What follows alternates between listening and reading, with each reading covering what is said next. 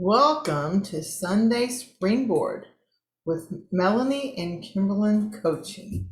I think I'm live. I never know if I really am, but I'm on and you're on, and I'm glad you're here. Today's going to be a little bit different because I got busy.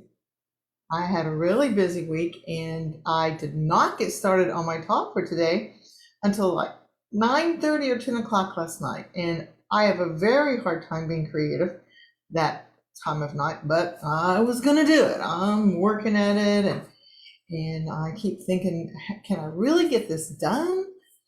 And I thought maybe I should just make something different tomorrow. Maybe I should just talk, make it a little shorter, just have a little different thing. Thought about it, just still kept working on it. Finally, I gave up about midnight and I thought, okay, I'm just gonna finish it tomorrow in between church and the video time, but still not sure if I could get it done. It was still going to be very stressful. Well, I was listening this morning as I was getting ready to church to a woman named Hannah Wong. You may have heard of her, Hannah Poetry. She does spoken word poetry and she is amazing. I've actually put a link to you for you in the show notes to one of her free videos. You can watch all kind of videos of hers on YouTube. She's Christian and she does spoken word poetry and she is just amazing. So I'm listening to a book that she wrote and she is reading the book to us, and she starts talking about the actual subject that today is supposed to be on, which is authenticity. As she is talking, she starts bringing up ideas in my head of stories I could tell you about her, about myself. And I thought, okay, God, I get it. Today, I'm just going to talk. So let's back up a little and let's just remember what we've been doing.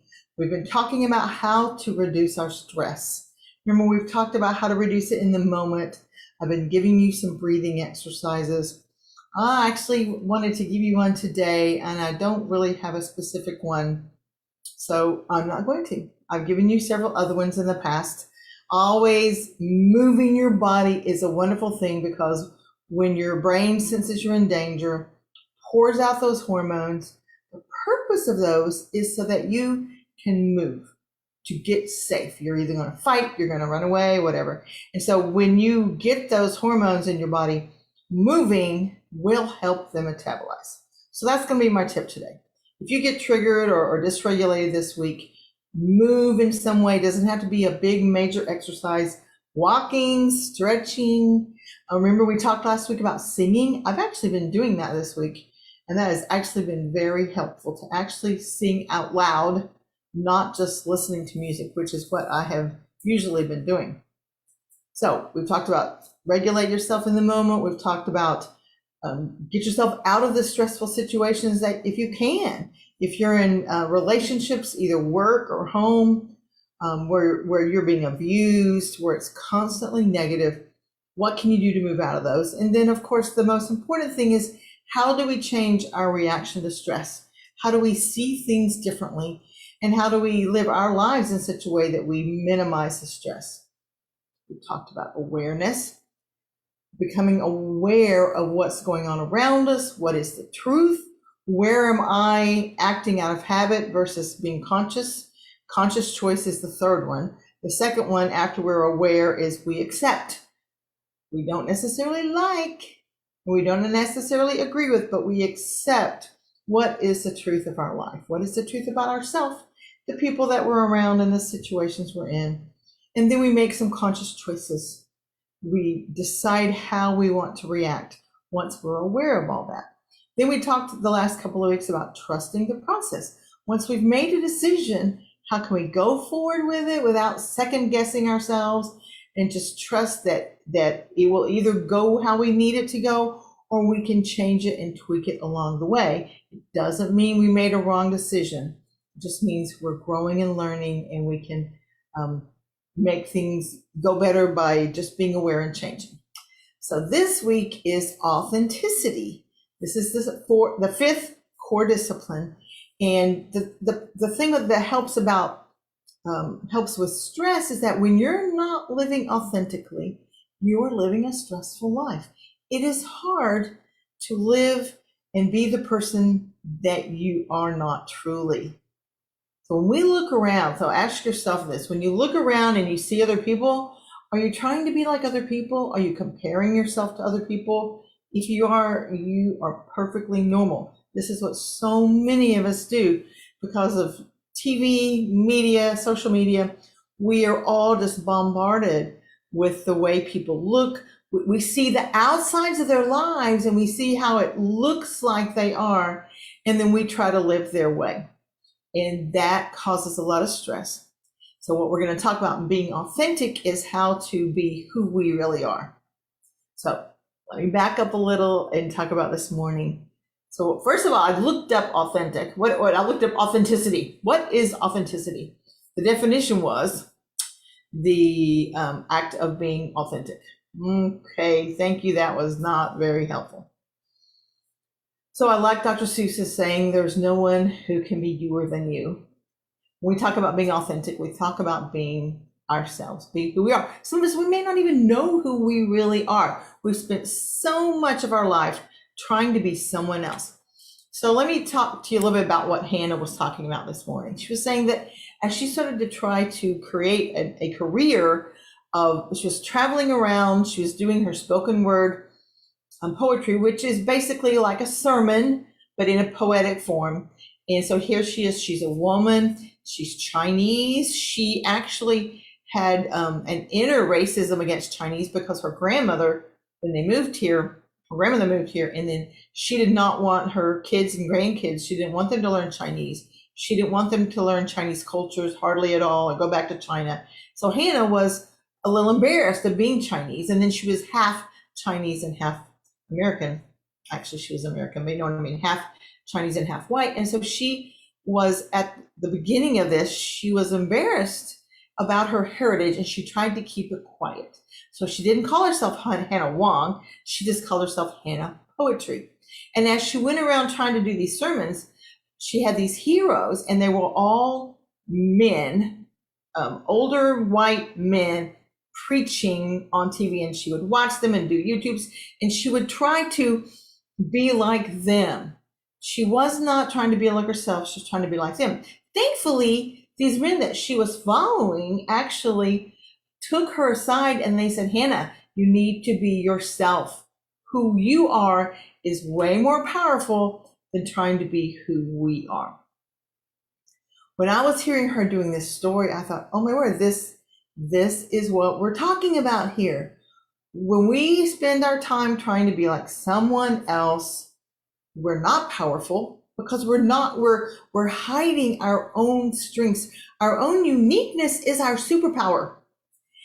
And I was reminded, y'all know that I've been in the recovery world for over 30 years. And when I first started being in recovery groups, if you've ever been in one of those, you sit in a circle and you go around the circle and you each have your own little time to share, and no one jumps in and interrupts you or gives you advice. And it's very wonderful. It's a very safe place. And if you have any kind of hurts, habits, or hangups, always recommend Celebrate Recovery. If you have addictions, Alcoholics Anonymous, Narcotics, Overeaters Anonymous, all those anonymous programs are very, very wonderful. So I'm in one of my groups early on, and all the time through when they're waiting to get to my time, I'm thinking, what am I going to say? What am I going to say? What am I going to share?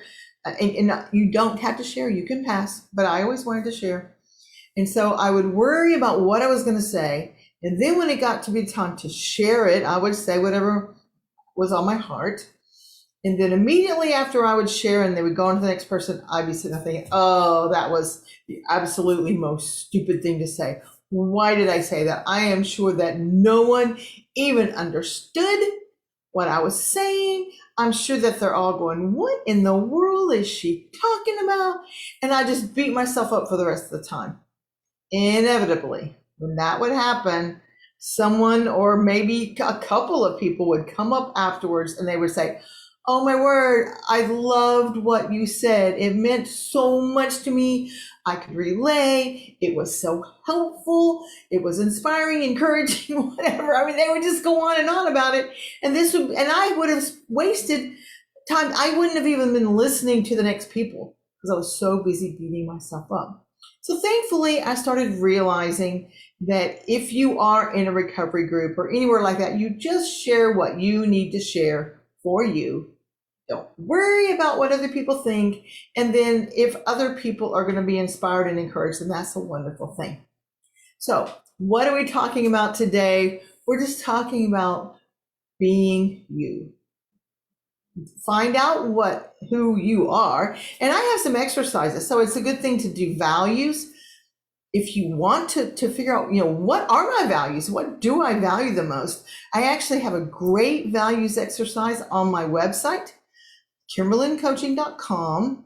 Look on the resources page, and you can give me your email, and I will send you the values exercise. It's you can do it on your own at home, and then if you need help and you want to talk about it later, obviously I'd always love to be able to visit with you and to see whether we would resonate for a coaching relationship.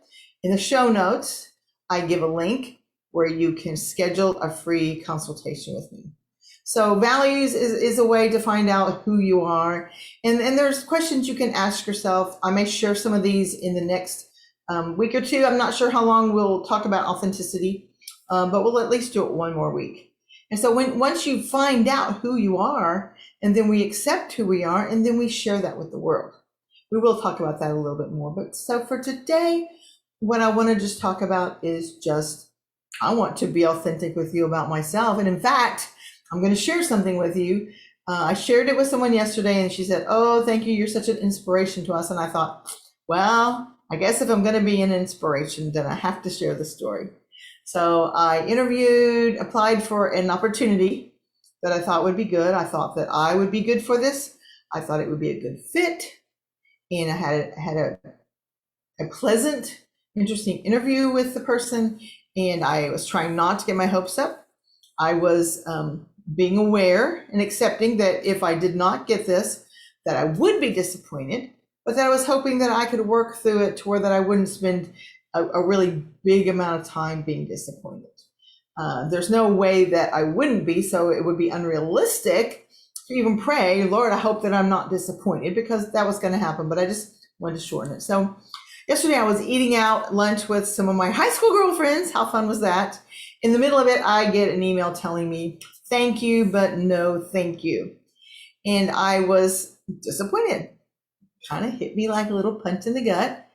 However, I had already considered, what am I going to do when this happens, if this happens? And once we got through at the restaurant, I went out to my car and I just sat there a minute. And I just sat there and I thought, how do I feel? I feel some sadness. I feel some anger.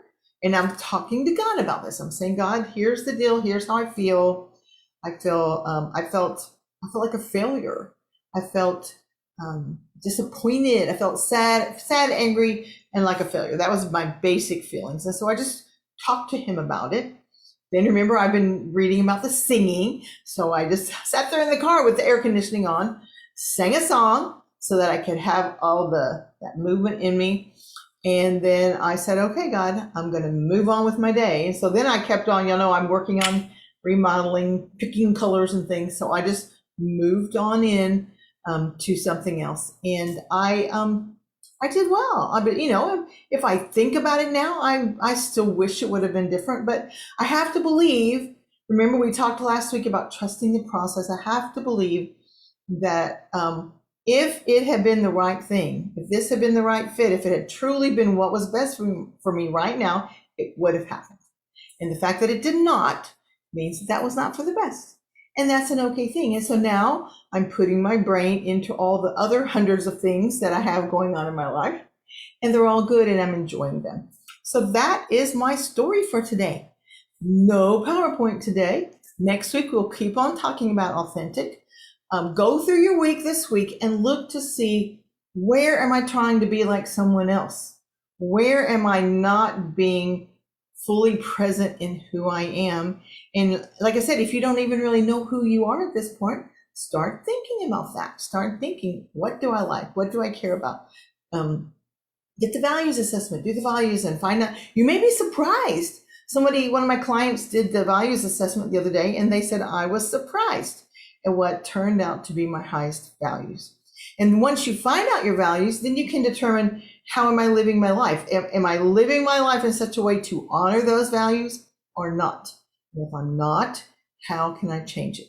How can I be more authentic? Again, when we live our life aligned with who we are, aligned with our values, life goes much more smoothly. We're more happy. We're less stressed.